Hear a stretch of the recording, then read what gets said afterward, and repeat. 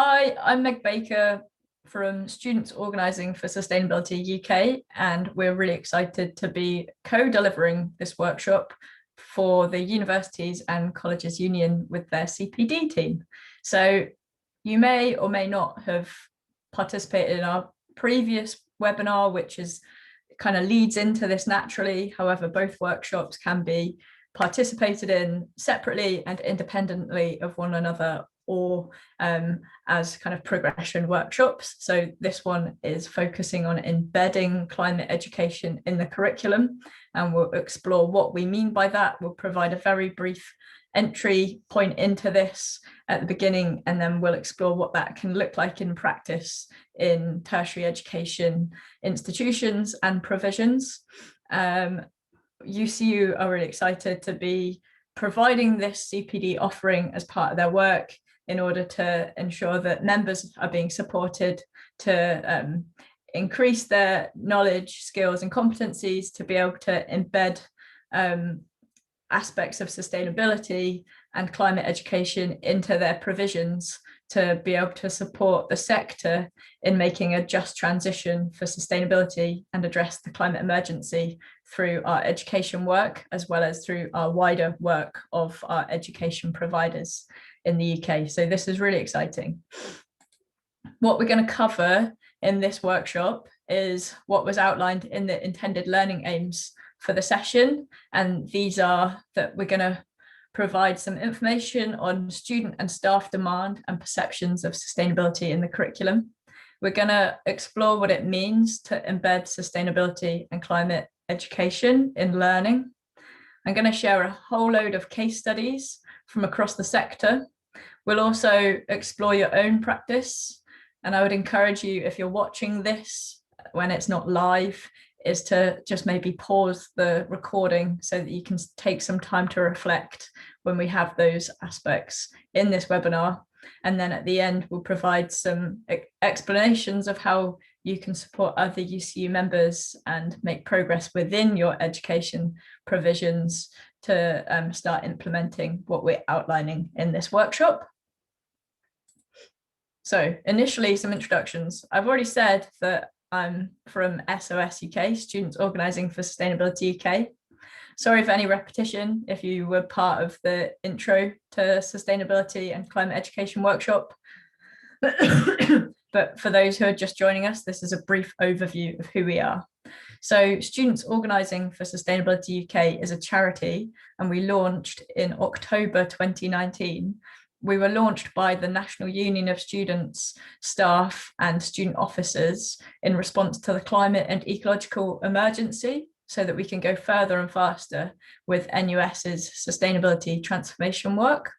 And we're part of the NUS family, which has 550 Students' Union members, representing 7 million students in the UK. What our mission is to get more students leading on and learning about sustainability. We're working to embed sustainability in formal education from early years all the way through to adult learning. And through our work on climate justice and social justice and connecting that with sustainability, we're working to make sustainability more inclusive for everyone, to ensure that every voice is heard and every person is part of this transition towards a more sustainable society and way of living and being. So from UCU, the reason for doing this and the aim of this webinar is to give some examples of what UCU are doing to support the embedding of climate education into the curriculum and how members can get involved. The theme-based approach is a way of teaching and learning whereby many areas of the curriculum are connected together and integrated within a theme, and that theme being climate education. So building on that, UCU in 2020 ran a climate themed learning week, and we have plenty of resources on the UCU environment web pages that will support members to do this within their own institutions. So we strongly recommend that members explore those resources under the resources page for the environment web area of the UCU website. And the reason for doing this and the rationale for having kind of themed learning weeks and themed learning approaches is to ensure that colleagues and students within our schools, colleges and universities have the opportunity to work together across subject areas and support departments to develop a climate-focused learning experience during the course of that week, or this could be a month, or it could be an ongoing process for which you as educators and staff in our education institutions can work on building so that it becomes part of a cultural norm. By doing this, students will then have a range of different opportunities to engage in learning and activities related to understanding the climate and ecological crisis. So yeah, please do check out those resources on the UCU web pages. We'd also like to make you aware that there's quite a lot of other resources on those web pages, and these include things like Teachers Against Climate Breakdown, which provides you with information on everything that you need to teach the climate and ecological emergency. There's information on green audits of how sustainable are our colleges and universities. There's also information on life before plastic to look at how recycling and renewing have been used by previous generations. Information on a world without fossil fuels to explore a world without fossil fuels. And then there's also information on climate refugees and the impact that the climate crisis is having on the global south. So contextualizing that within that climate justice framework, and that through education, we should be able to address the climate emergency and deliver on climate justice. It also provides information on alternative ways of doing things, such as the just transition. So the UCU argues that centres of excellence should be developed to retrain and reskill people in greener industries, such as renewable energy and conservation. Hopefully through this workshop, you'll gain understanding and realise that actually when we talk about a just transition, this should be very much for everybody and for all disciplines, not just for the energy sector and for STEM subjects. We also have lots of case studies on the UCU web pages, some from the Open University with free courses, resources, posters, and examples of how to embed the climate crisis into your topic area. So something else to be aware of, just to flag it right now whilst we have that opportunity, is that UCU now have well over 300 green reps across all of the sectors that UCU represent. And there's a fantastic green reps training program. I believe the next one will be taking place in June 2021. So if you go to the UCU environment web pages, you can find out information about that and register to take part in the green reps training program. We also held our first ever sustainability and climate conference last week, which was the 17th of March. So if you're interested in what came out of that, then keep your eye out for the conference report, which will be released shortly.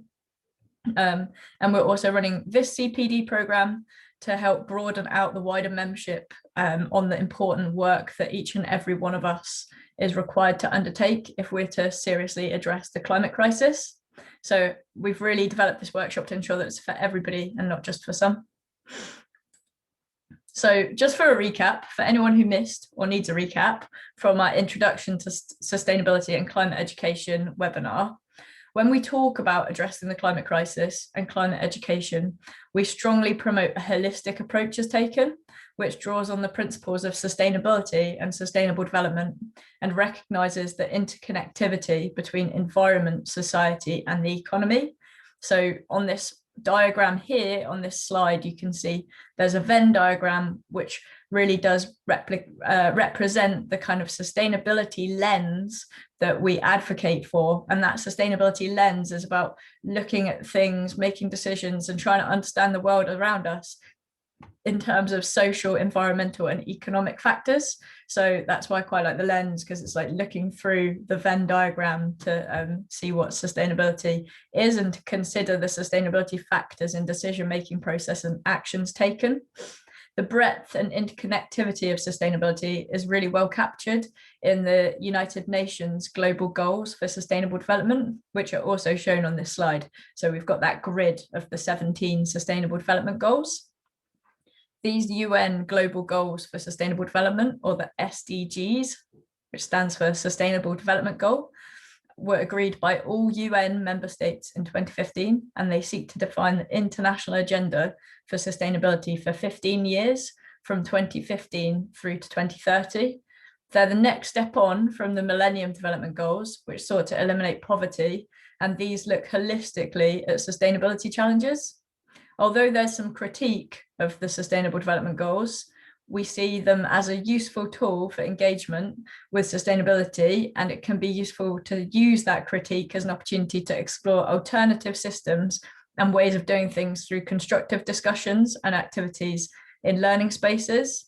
So prior to the Sustainable Development Goals being established and far before the Millennium Development Goals were agreed upon, this definition that you can see on the slide here of sustainable development was agreed in 1987 and is outlined in the Our Common Future report, also known as the Brundtland Report from the UN World Commission on Environment and Development. And this definition is development that meets the needs of the present without compromising the ability of future generations to meet their own needs.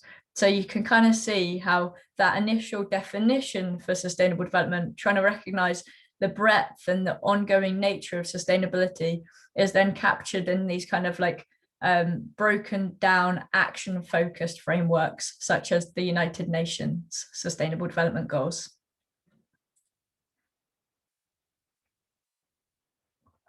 So that's kind of the background, and that's the why. What we're going to do now is I'm just going to share some data on student and staff perceptions of the climate emergency and sustainability, and how they want to see it embedded into teaching and learning and into curricula. So thinking about the climate education and the climate emergency, since 2014, we've been asking students from across the tertiary education sector how concerned they are about climate change. In March 2019, we saw this concern rise all the way to 91% of UK students, reflecting a trend very similar to that of the UK public. So on this chart, you can see we've got a blue line, which represents student responses to this question, how concerned, if at all, are you about climate change? And then the blue line represents those who've responded with fairly or very concerned. And then below, you can see the red dot, which is data from Themebased, the Government Department for Business, Business, Energy and Industrial Strategy. And those red dots represent the UK public data. And they're similar because there's a trend going up of increasing concern. However, on average, the concern is about 10% less than that of students. So with that knowledge that such a high proportion of students are concerned about climate change, we need to avoid them facing overwhelming levels of eco-anxiety by using education as a tool to support them in becoming agents for change.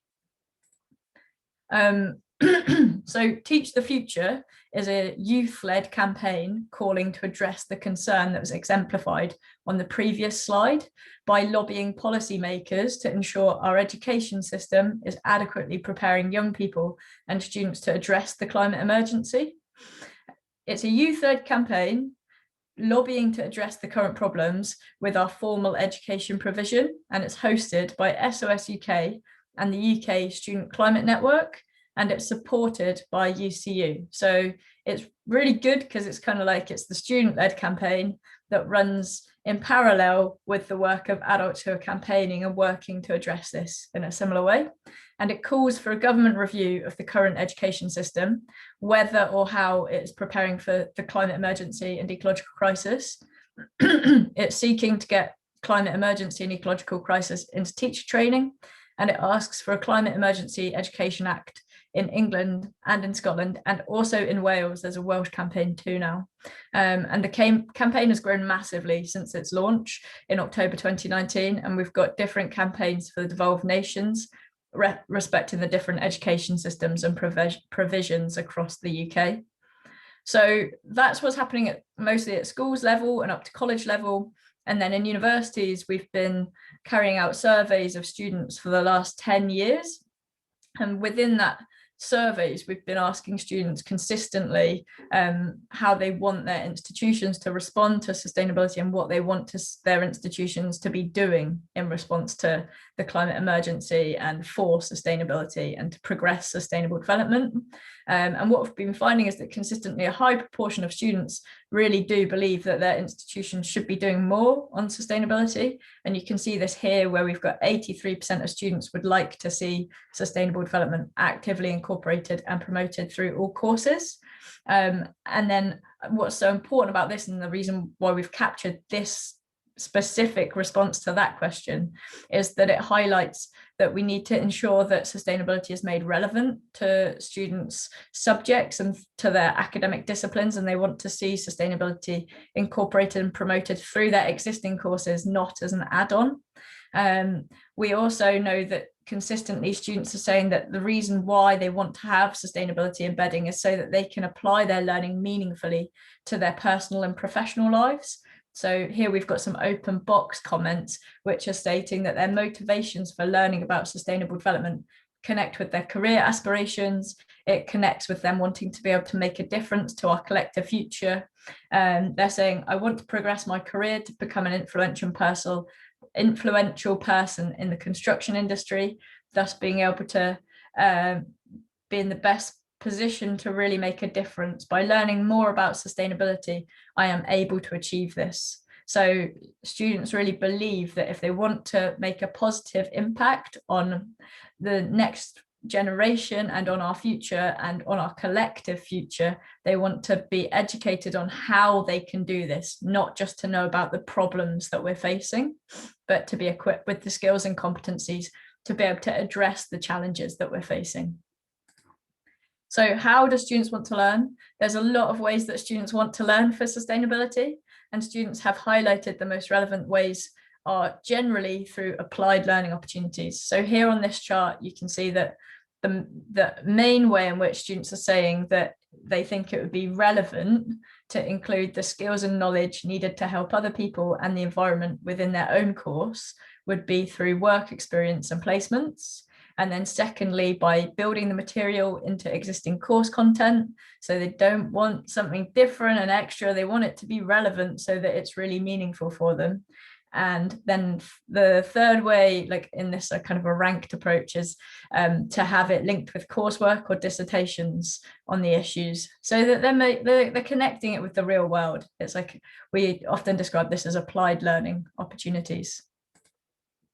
So how can we do this and meet the student demands? So it's kind of one thing to know what students want, but how do we then deliver on it? So often when you think about the curriculum, people typically jump immediately to the formal curriculum. What I'm going to do is I'm going to get the questions up on this slide, because I know this is a recorded webinar, and I would like to encourage you to just stop, pause the recording for a moment and reflect on the questions that you can see on this slide, and think about what examples would come to your mind when you think of the formal curriculum, when you think of the informal curriculum, and when you think of the subliminal curriculum. And then I'm going to explain what we mean when we talk about those three different spheres of learning.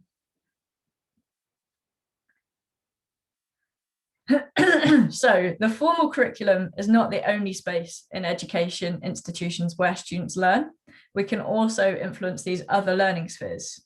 So in order for us to truly address the climate crisis, we need to embed sustainability learning within all aspects of learning that students can engage with when they're at their education institution.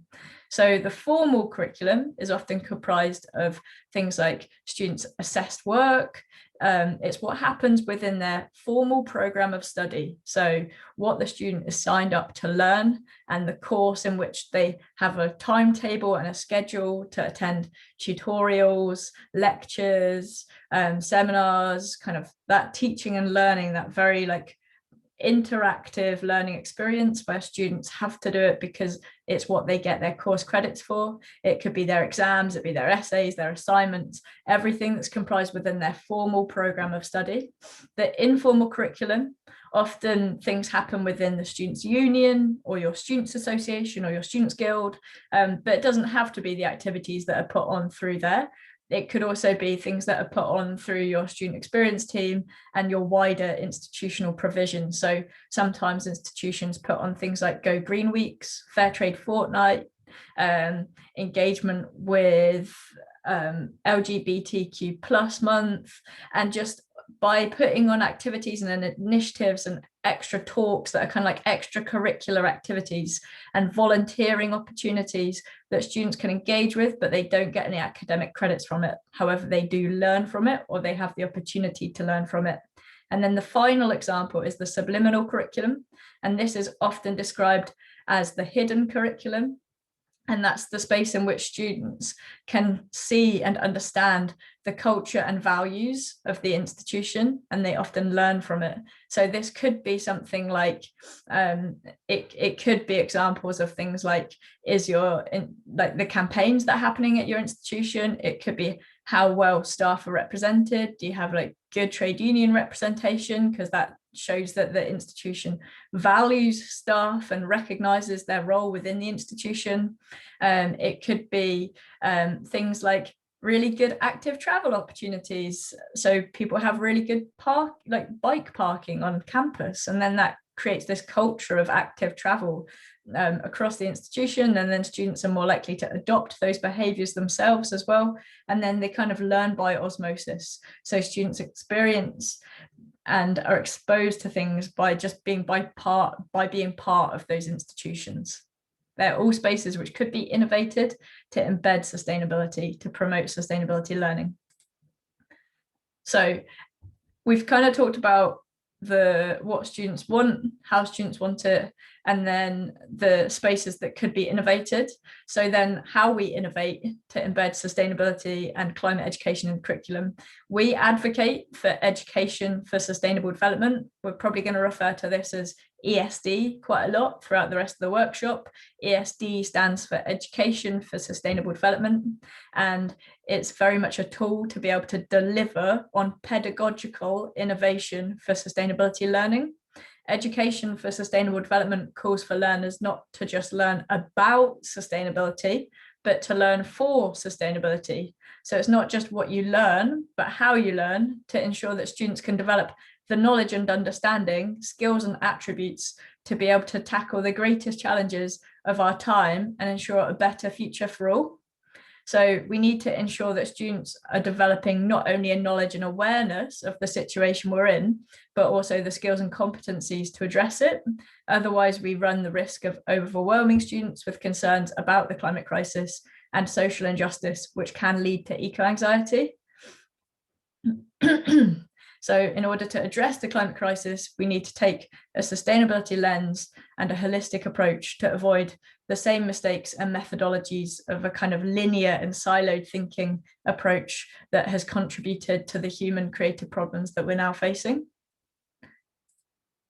So this is interesting as a recorded version, but what we would do in a live version of this workshop is we have this as an annotate slide. So I would get participants to annotate this slide all around it, like a big spider diagram or a mind map, like in response to the question that's in the middle: what is or are sustainability knowledge, skills, competencies, and attributes?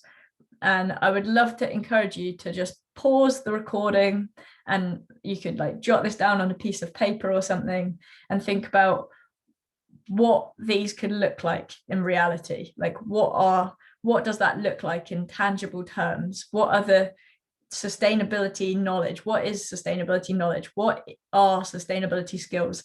And what are sustainability competencies and attributes? So what would a graduate from your course or from your institution look like in order to be able to make progress for sustainability from any course? So your responses can be quite overarching, or they can be quite academic discipline specific. So if you're maybe from an engineering course, it might be like understanding of renewable technology, things like that. But it could also be something overarching like critical thinking skills or futures thinking skills. I'm going to stop there, encourage you to pause the recording, and then I'm going to move on to the next slide, because on the next slide we start to break this down and share what we see this as.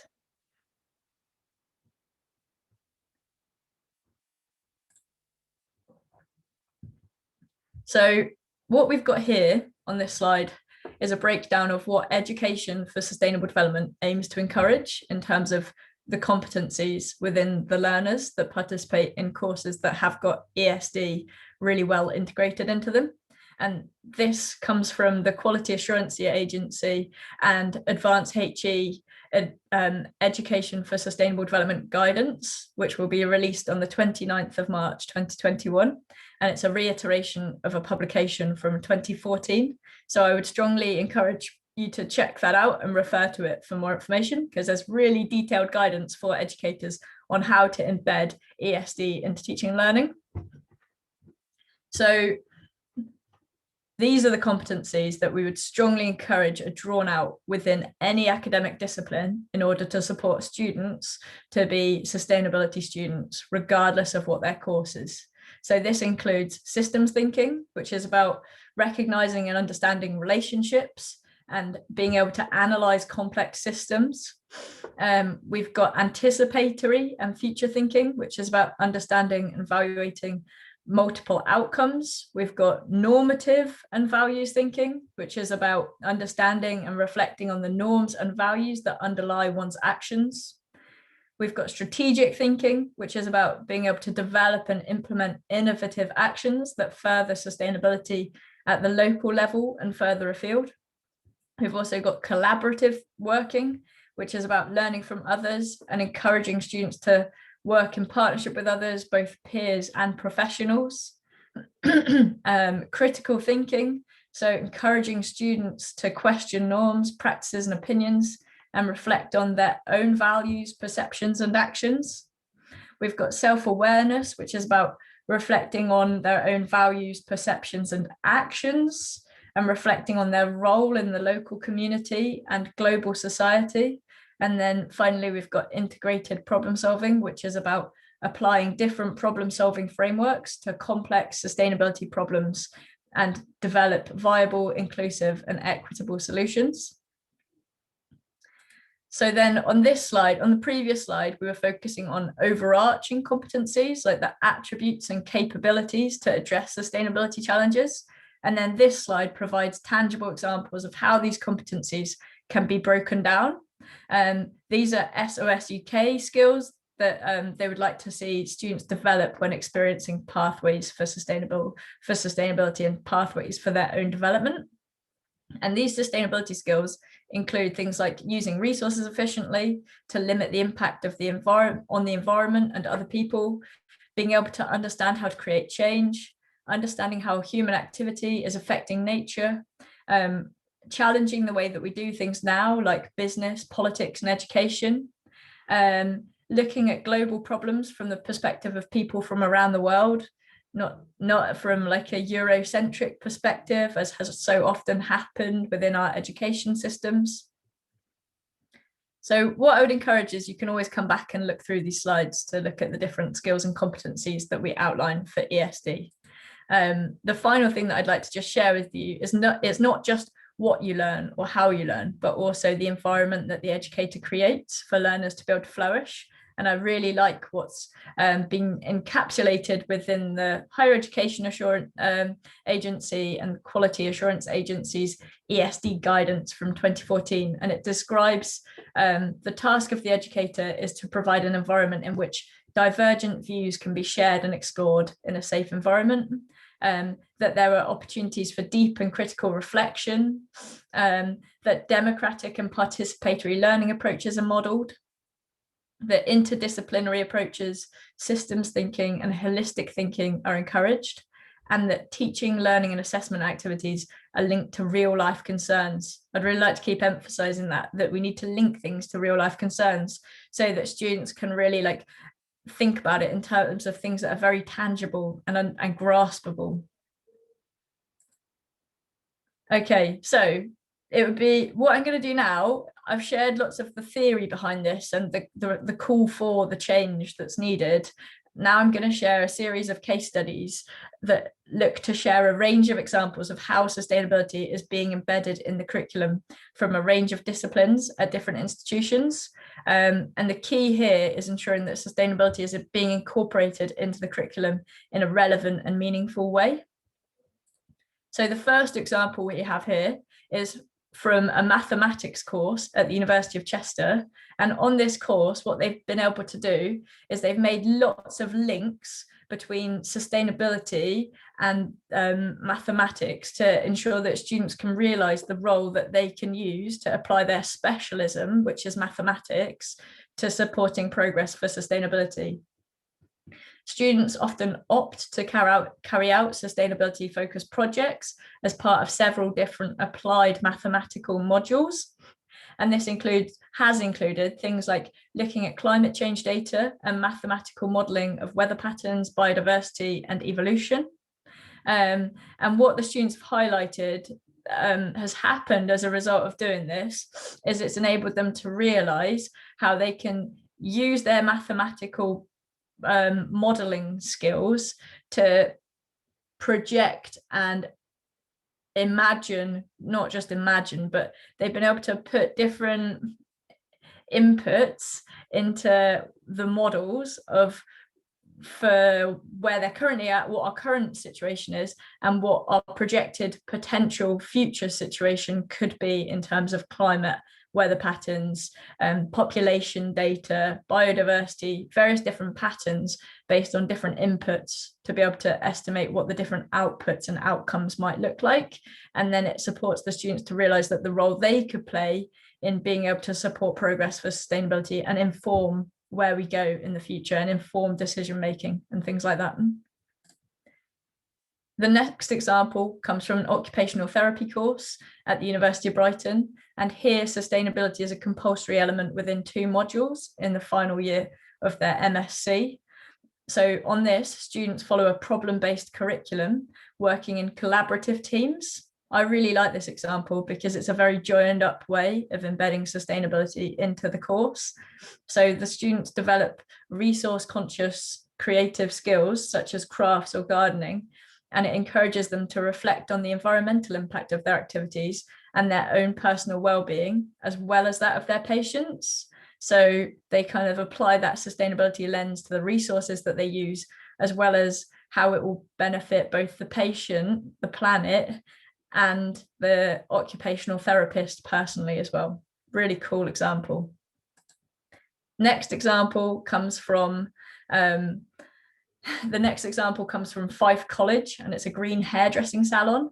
And the green salon has been designed to engage hairdressing students with what it's like to work in sustainability design salons.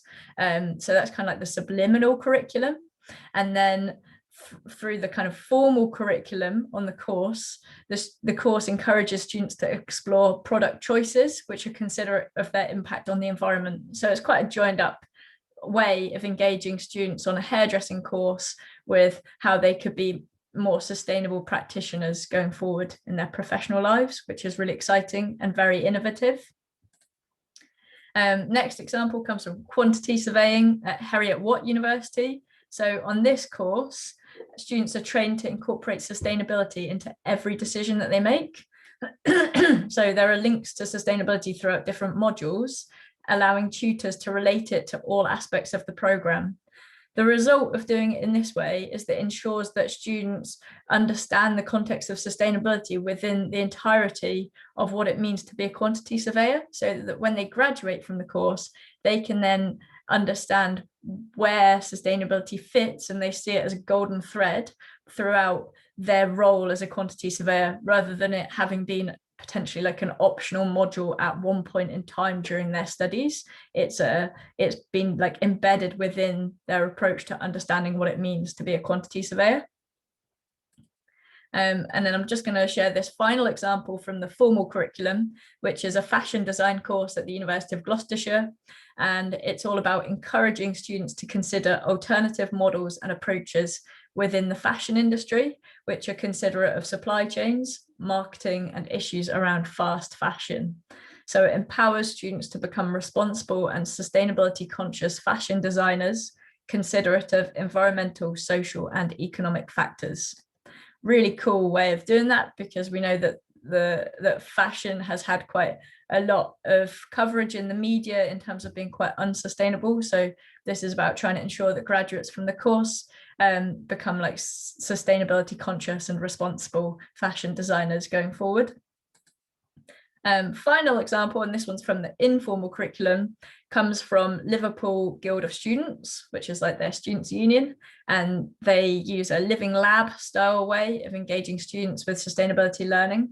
And this program really does recognize the power of a students' union to influence the institution, because the institution engages with the Students' Guild in terms of progressing student skills and competencies for sustainability.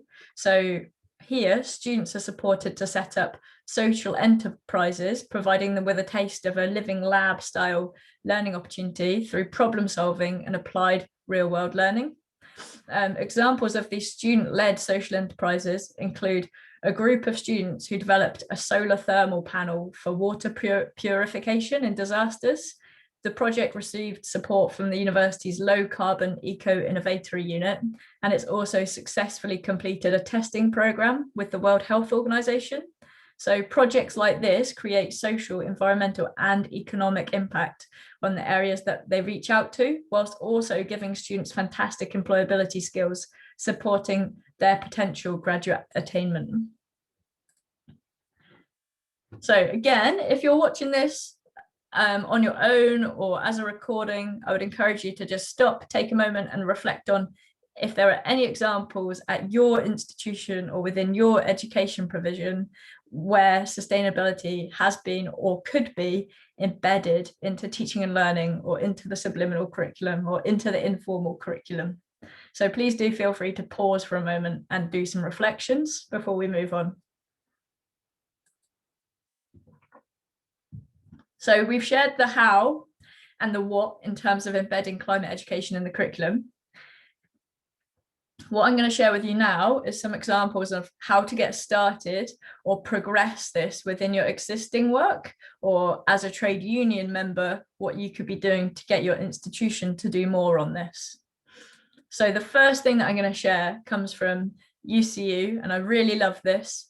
It's the UCU Green New Deal for universities and colleges. The Green New Deal brings together policy set out both by UCU and NUS, the National Union of Students, within a negotiating and bargaining framework. A crucial element of UCU's climate change work has been building alliances with student organisations and their campaigns. And this Green New Deal for colleges and universities has been developed together in partnership with student representations, and it will see members and students coordinating with each other to seek urgent and meaningful changes. The demands within the framework include that institutions declare a climate emergency, agree concrete action plans on embedding meaningful environmental policies, so not just greenwashing, but ensuring that it's done in a really meaningful way, to climate proof their curriculum.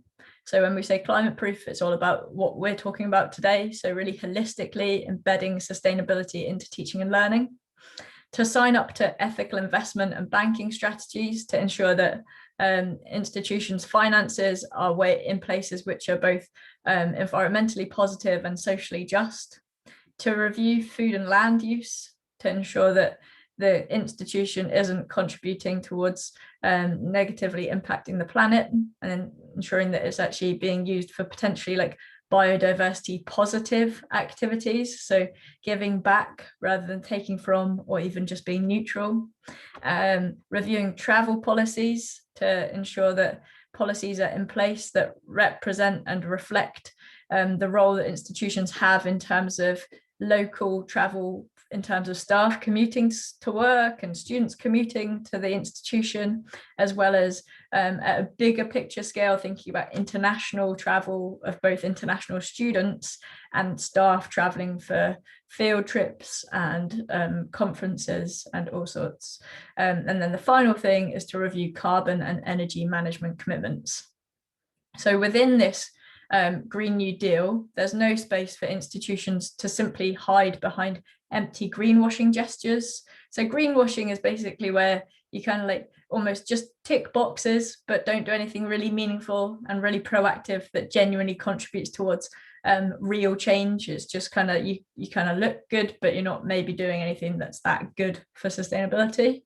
They're kind of empty gestures a lot of the time. And through this, also staff and student officers will be trained in taking forward these claims in a systematic and rigorous way with a highly sophisticated joint campaign approach. So that's why we've got Green New Deal training through UCU being offered to members so that they can be supported to progress claims using this framework to support them. So with it, it follows a kind of standard bargaining and negotiation framework, but with the theme being action on the climate crisis, and prioritizing a shift for a just transition. So it's just for workers as well as society and the environment. One other thing that I'd like to make you aware of is that there are some really useful resources available on the web pages from the Climate Learning Week resources. As we said at the beginning, and UCU is planning a Climate Learning Month in the build up to COP26 in November, which is the Conference of Parties meeting happening in Glasgow, which will be focusing on climate. So it will be really well themed, and it's taking place in the UK. So even more reason for UCU to promote a campaign or a movement to engage members with a Climate Learning Month in November 2021. So building on the Green New Deal bargaining and negotiation framework, this is a framework that your institutions in partnership with their students' unions could sign up to support them in meeting the demands that you're calling for through the Green New Deal. So NUS or SOS UK's Responsible Futures programme is a supportive change framework for embedding sustainability into student learning across a whole institution. The programme is run by SOS UK, who support students' unions and institutions to work together to embed education for sustainable development learning in all areas of the curriculum. And so on the slide here, you can see that there are just some examples of numerous actions that have been taken by participating partnerships as a result of participating in Responsible Futures. So we've seen things like curriculum audits of a whole institution take place. We've seen students' union policy developed to embed education for sustainable development. We've seen cohort working within institutions and at a national level of participating partnerships of Responsible Futures working together to learn from one another. We've seen more interdisciplinary experiences offered to students. We've seen curriculums diversified. We've seen buy-in from senior management to do this. And we've also seen really strong relationships grow between the university or college and its students' union. So Responsible Futures is a multifaceted change and intervention framework that ensures climate education is embedded strategically and through interventions. This is done top down, bottom up, and middle out. So top-down examples include things like changes in policy and strategy, and introducing sustainability into new graduate attributes so that it has to be embedded into student learning in order to be able to achieve those graduate attributes. Middle out examples include supporting staff innovation through things like a teaching and learning fund, providing professional development opportunities for staff so that they can actually progress this. Other bottom-up changes include encouraging students and staff to collaborate so that students are co-creators in this process and contribute towards curriculum innovation and design, providing mechanisms for students to be able to campaign for change, and also ensuring that students are supported to be able to champion ESD by embedding it within the role of course reps. One other thing that I'd really like to share is that SOS UK run an annual global goals teach-in, which supports educators to pledge to take a first step into embedding sustainability in the curriculum. We had some great engagement from both FE and HE this year, and we're confident that these UCU CPD workshops actually helped to encourage engagement with that 2021 teach-in, which was really exciting. We'll soon be releasing some case studies of what that looks like. So what teaching staff did to embed the Sustainable Development Goals within their teaching during the teaching fortnight. And that will be published on our SOS UK web pages in due course. So feel free to use this link, sustainability.nus.org.uk/SDG teaching, and see if they're there to have a look through. One other thing that I'd like to share is that this is a really good platform. It's called For Good, and it's a partnership platform that supports students to turn their education into a force for good. It gives students the opportunity to apply their academic learning to make a positive impact on the world around them through research, placement, and project partnerships with organisations. And it's free for any student in the UK to make use of. But also universities or colleges can buy membership for additional support to help progress student engagement with the platform and make use of it.